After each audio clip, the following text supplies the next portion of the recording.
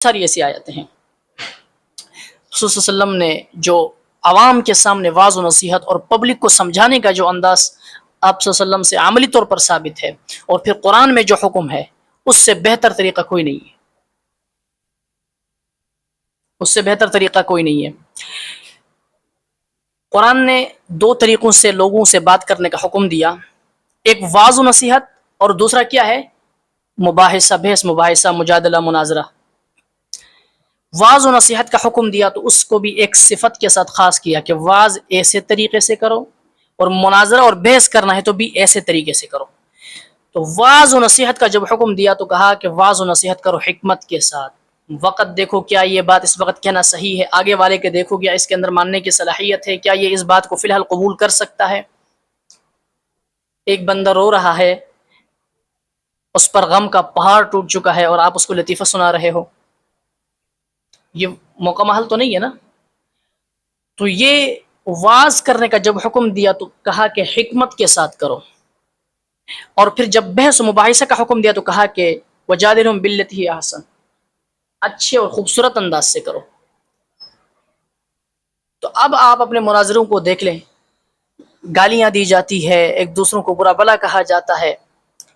اور کئی مناظروں کے اندر یہ ہوتا ہے کہ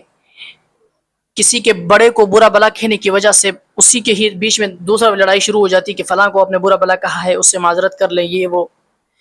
تو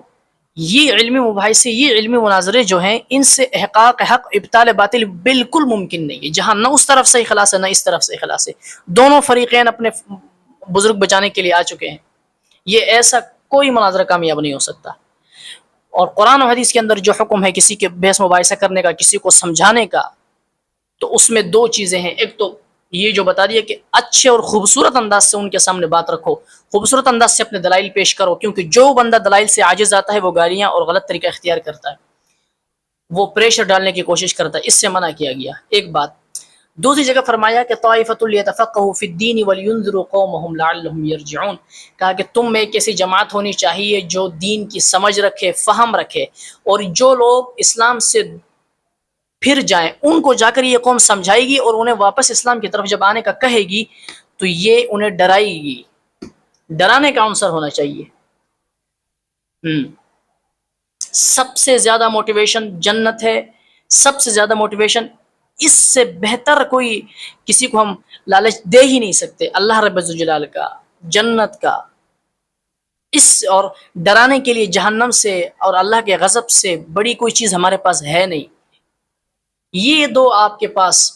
چیزیں ہیں، جنت اور جہنم، اللہ کی رضا اور اللہ کی ناراضگی، اس کے ذریعے سے دنیا کو درست کرنا ہے، اس کے ذریعے سے دنیا